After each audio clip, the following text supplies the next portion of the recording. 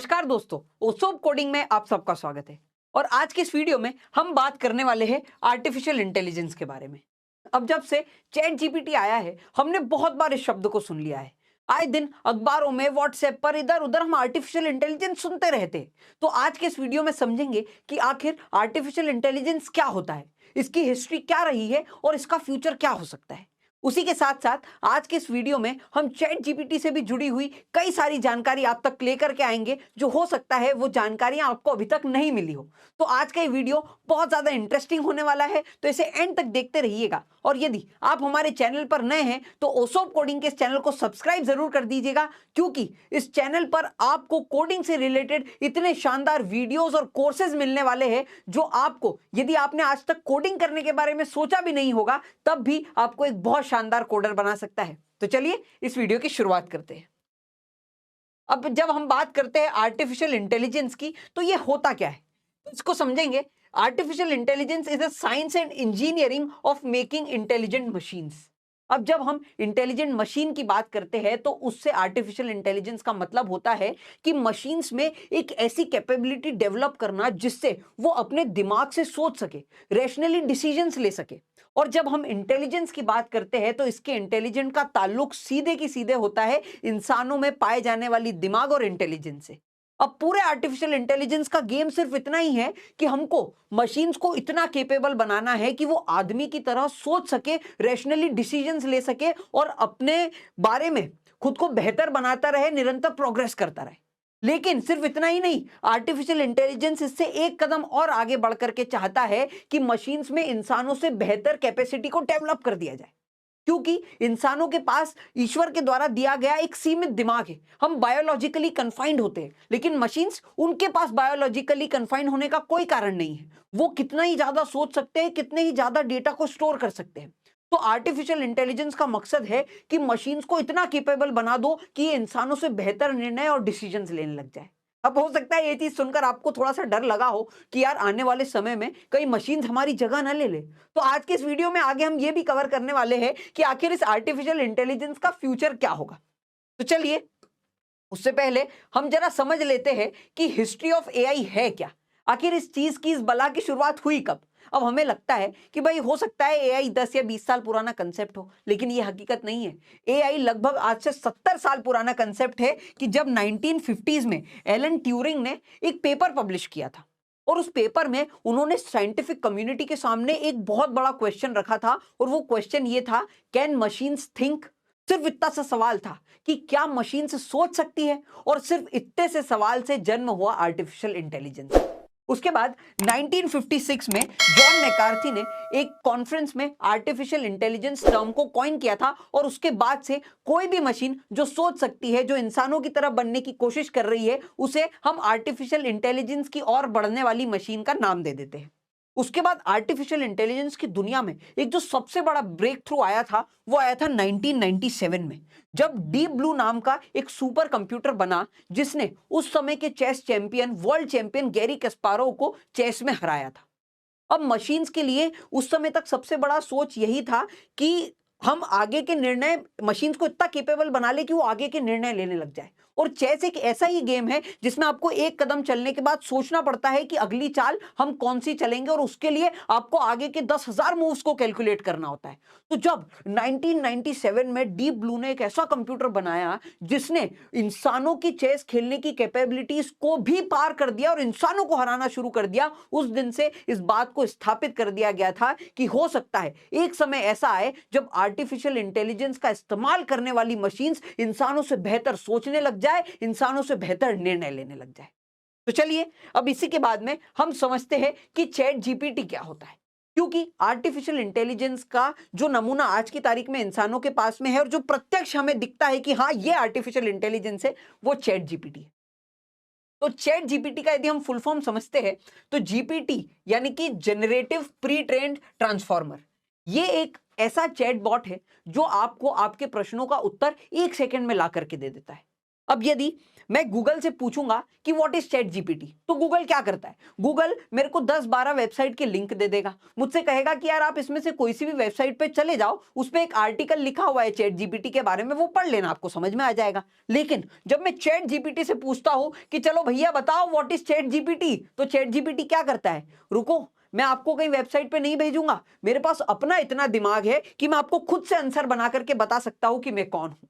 तो chat GPT हाथों हाथ, जैसे हम व्हाट्सएप पे किसी को कोई मैसेज करते हो रिप्लाई आता है ना, उसी तरीके से चैट जीपीटी को हम मैसेज करो और चैट जीपीटी हमको रिप्लाई ला करके दे देता है कि भैया ये होता है चैट जीपीटी। तो ये एक बेसिक डिफरेंस है चैट जीपीटी और गूगल के अंदर। और जब से चैट जीपीटी आया है भैया, गूगल के ऑफिस में हड़कंप मच गया है, रेड अलर्ट जारी हो गया, क्योंकि अब लोगों ने गूगल पे सर्च करना कम कर दिया है और जीपीटी का सहारा लेना शुरू कर दिया है। अब लेकिन गूगल इसको कैसे काउंटर करेगा, इसको लेकर गूगल की क्या स्ट्रेटेजी है, वो भी आगे जाकर के इस वीडियो में समझेंगे। लेकिन उससे पहले समझते हैं कि आखिर ये चैट जीपीटी कितनी बड़ी चीज बन गई। चैट जीपीटी को 100 मिलियन मंथली एक्टिव यूजर्स करने में सिर्फ और सिर्फ 2 महीने लगे। जी हां, मात्र 2 महीने में इसने 100 मिलियन एक्टिव यूजर्स कर लिए थे। जिस आंकड़े को इंस्टाग्राम को पहुंचने में 1 साल लग गया, जिस आंकड़े तक यूट्यूब को पहुंचने में 5 साल लग गए, उस आंकड़े को चैट जीपीटी ने सिर्फ 2 महीने में अचीव कर लिया। अब इससे हम समझ सकते हैं कि चैट जीपीटी और आर्टिफिशियल इंटेलिजेंस लोगों में कितना तेजी से पॉपुलर होता जा रहा है। और इतना ही नहीं है भाई साहब, जब हम चैट जीपीटी की बात करते हैं ना, तो चैट जीपीटी एक एमबीए ग्रेजुएट भी बन चुका है, एक लॉयर भी बन चुका है और उसके बाद एक डॉक्टर भी बन चुका है। कैसे, अभी बताता हूं। वॉर्टन यूनिवर्सिटी ने एमबीए का पेपर चैट जीपीटी को दिया और चैट जीपीटी से कहा कि भैया ये पेपर सॉल्व करके दिखाओ। आप आश्चर्य करेंगे, चैट जीपीटी ने वो पूरा पेपर सॉल्व करके दिखा दिया, लेकिन उसमें मार्क्स उसको थोड़े से कम आए थे, शायद कुछ B+ ग्रेड उसको मिली थी और उसकी मार्कशीट में लिखा हुआ आया था कैन डू बेटर। अब ये तो मशीन है भैया, ये निश्चित रूप से बेटर कर सकती है। और जिस तरह से चैट जीपीटी में इन्वेस्टमेंट हो रहा है, अभी तक माइक्रोसॉफ्ट इसमें $1 बिलियन इन्वेस्ट कर चुकी है और उसके बाद माइक्रोसॉफ्ट में डिस्कशन चल रहा है कि अब हमको चैट जीपीटी में $10 बिलियन और लगाने हैं। तो जब चैट जीपीटी का इन्वेस्टमेंट इतना बढ़ेगा, इस पर रिसर्च इतनी ज्यादा बढ़ जाएगी, तो आप सोचिए कि चैट जीपीटी के पेपर्स को सॉल्व करने की एबिलिटी, सोचने की एबिलिटी, हमको और बेहतर आंसर्स प्रोवाइड करने की एबिलिटी कितनी ज्यादा बढ़ जाएगी। तो आने वाले समय में चैट जीपीटी ही और आर्टिफिशियल इंटेलिजेंस एक ऐसा टूल बन जाएगा कि हर आदमी के फोन में, हर आदमी के पास हमको आर्टिफिशियल इंटेलिजेंस नजर आएगा। और ऐसे ही उसने मेडिकल की एग्जाम भी पास करी है और एलएलबी की एग्जाम भी पास करी है। अब यदि मैं बात करूं कि ये चैट जीपीटी को ओन कौन करता है, इसका ओनर कौन है, तो चैट जीपीटी को बनाने वाली कंपनी का नाम है ओपन एआई। अब इस जो ओपन एआई कंपनी है, इसके फाउंडिंग मेंबर्स में आपको जान करके आश्चर्य होगा कि इलॉन मस्क भी इसके फाउंडिंग मेंबर्स में से एक है। जी हां, जब ओपन एआई की शुरुआत की गई थी तो इलॉन मस्क भी उसमें थे, लेकिन बाद में जाकर इन्होंने ओपन एआई को छोड़ दिया। अब जब इनसे पूछा कि भैया आपने ओपन एआई को क्यों छोड़ा, तो उन्होंने खुद ट्वीट करके ये बात बताई थी कि जब ओपन एआई चालू हुआ था उस वक्त साइमल्टेनियसली टेस्ला और स्पेस एक्स भी काम कर रहे थे और मुझे ऐसा लग रहा था कि टेस्ला और स्पेस एक्स में मेरी ज्यादा जरूरत है, इसीलिए उस वक्त मैंने ओपन एआई को छोड़ दिया था। लेकिन आज भी जब भी ओपन एआई की बोर्ड मेंबर्स की मीटिंग होती है तो उसमें आपको एलन मस्क बैठे हुए दिखाई देंगे। तो ये चैट जीपीटी की थोड़ी बहुत हिस्ट्री है, चैट जीपीटी के बारे में थोड़ी बहुत जानकारी है कि इसको कौन बनाता है। अब यदि हम बात करें कि माइक्रोसॉफ्ट चैट जीपीटी में इतना ज्यादा इन्वेस्ट क्यों कर रहा है, तो उसका एक बहुत बड़ा कारण है कि माइक्रोसॉफ्ट अब डायरेक्टली गूगल को कंपटीशन देना चाह रहा है। वो चाहता है कि दुनिया में गूगल का यूसेज कम हो। आज जो गूगल ने मोनोपोली क्रिएट कर रखी है, आपको जानकर आश्चर्य होगा कि 80% सर्चेस जो होते हैं थ्रू आउट द इंटरनेट, वो पूरे की पूरे गूगल पर होते हैं। यानी कि गूगल ने अपना मार्केट शेयर 80% तक पहुंचा दिया है, विच इज ऑलमोस्ट भी नहीं, ये एक मोनोपोली है। तो माइक्रोसॉफ्ट अब चाह रहा है कि इस मोनोपोली को डिसरप्ट किया जाए और एक ऐसा एआई लोगों को दे दे कि वो गूगल के पास जाना भूल जाए। इसलिए जो माइक्रोसॉफ्ट का बिंग जो है, जैसा कि क्रोम हमको गूगल का नजर आता है, वैसे माइक्रोसॉफ्ट का बिंग है, उसमें चैट जीपीटी को इंक्लूड किया गया है। लेकिन भैया ये भी गूगल है, हार मानने वाले तो नहीं है। जब हमारे सारे प्रश्नों के उत्तर इनके पास हो सकते हैं, तो हो सकता है चैट जीपीटी को बीट करने का उत्तर भी इनके पास हो, और वो उत्तर है।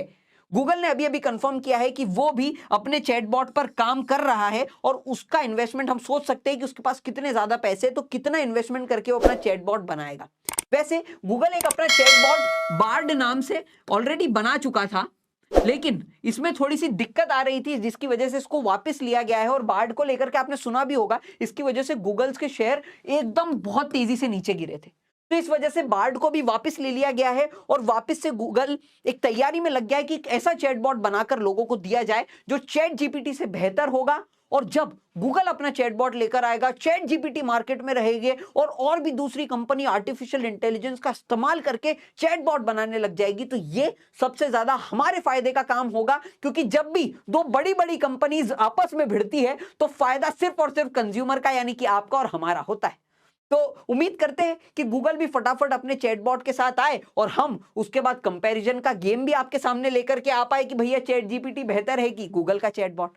तो चलिए अब आखिरी बात कर लेते हैं एआई के फ्यूचर के बारे में, क्योंकि आजकल बहुत डर इस बात का लगा हुआ है कि यार एआई सबकी जॉब खा लेगा। एआई अगर आ गया इस दुनिया में तो हो सकता है एक टाइम पर इंसान खत्म हो जाए और सिर्फ रोबोट बचे। तो आज की स्थिति में यदि हम एआई को सोचेंगे तो एआई अभी उस लेवल पर नहीं पहुंचा है कि ये इंसानों को पूरी तरीके से रिप्लेस कर सके। और अगर मैं चैट जीपीटी की भी बात करूं जो कह रहा है कि बहुत सारे लोगों की नौकरियां इससे खतरे में आ जाएगी, तो चैट जीपीटी ने भी अभी जो सबसे ज्यादा नौकरियां खाई है वो खाई है कंटेंट राइटर्स की, सबसे ज्यादा नौकरी। क्योंकि कंटेंट राइटर का क्या काम होता था कि भैया आप उनको कोई टॉपिक दो और वो आपकी वेबसाइट पर एक बढ़िया सा कंटेंट लिख कर देते थे। अब ये काम चैट जीपीटी करने लगा है। तो सबसे ज्यादा जॉब को यदि खतरा हुआ है तो वो कंटेंट राइटर्स की जॉब को खतरा हुआ है। बाकी दूसरी जॉब्स पर अभी चैट जीपीटी का इतना ज्यादा इंपैक्ट नहीं पड़ा है। अब यदि मैं एआई के फ्यूचर की बात करूं तो इससे एक जो बहुत फायदे की चीज होने वाली है वो है इंक्रीज्ड ऑटोमेशन। क्योंकि एआई का इस्तेमाल हमारे जो कार्स, जो ऑटोमेटिक कार्स जो टेस्ला बना रहा है उसमें भी एआई का इस्तेमाल होता है। काफी सारी ऐसी मशीन्स है जो अपने आप से चीजों को बनाने लगी है, उसमें एआई का काम होता है। तो जैसे जैसे एआई बेहतर होगा हमारी कार, हमारा ऑटोमेशन का काम बहुत स्मूथली होने लग जाएगा।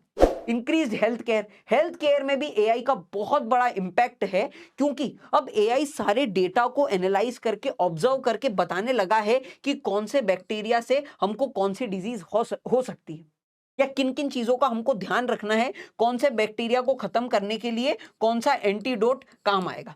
तो काफी सारी चीजें हैं जो एआई की मदद से हेल्थ केयर इंडस्ट्री में इंप्रूव हो रही है। लेकिन सबसे ज्यादा इफेक्ट जो एआई का आएगा वो आने वाला है पर्सनलाइजेशन में। पर्सनलाइजेशन कैसा? एक टाइम पर एआई इस तरह के का हो जाएगा, जब आप युवल नोआ हरारी की जो किताब है 21 लेसन्स फॉर 21st सेंचुरी, उसको आप पढ़ेंगे तो उसमें एआई से रिलेटेड एक बहुत बढ़िया चैप्टर है। और उस चैप्टर में उन्होंने बात करी है कि एक टाइम पर एआई ऐसा हो जाएगा कि आप यदि दुखी होंगे तो वो ये समझ जाएगा कि आप किस वजह से दुखी है और उसको ये पता चल जाएगा कि आपको गाने सुनना पसंद है, तो वो खुद से एक गाना बनाएगा आपके लिए, खुद से एक धुन जनरेट करेगा, वो धुन जो आपको सबसे ज्यादा पसंद आने वाली है, और आपको अपना एक पर्सनलाइज्ड गाना मिलने लग जाएगा। तो एआई एक टाइम पर ऐसा बन जाएगा कि वो आपके लिए मूवीज बना रहा है, आपके लिए नॉवेल्स लिख रहा है, आपके लिए गाने बना रहा है, आपके लिए म्यूजिक प्रोड्यूस कर रहा है। तो एक टाइम पर आकर एआई इतना ज्यादा इंप्रूव हो जाएगा कि इंसानों की लाइफ को बहुत ज्यादा बेहतर करेगा, हमारे लिए चीजों को आसान बनाएगा। तो अभी मुझे नहीं लगता है कि हमें एआई से उस लेवल पर डरने की आवश्यकता है कि ये एक दिन आकर के इंसानों को खत्म कर देगा, बल्कि ये इंसानों को और बेहतर स्पीशीज बनने में मदद करेगा। क्योंकि आफ्टर ऑल एआई को बनाने वाले तो हम ही हैं, हमसे आगे जाकर के भाई साहब जनाब कहां पहुंचेंगे।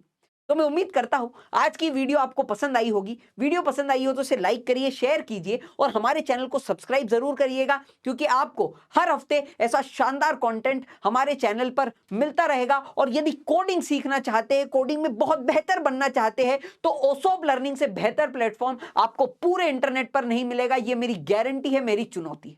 तो चलिए इसी के साथ आज की इस वीडियो को खत्म करते हैं। जय हिंद।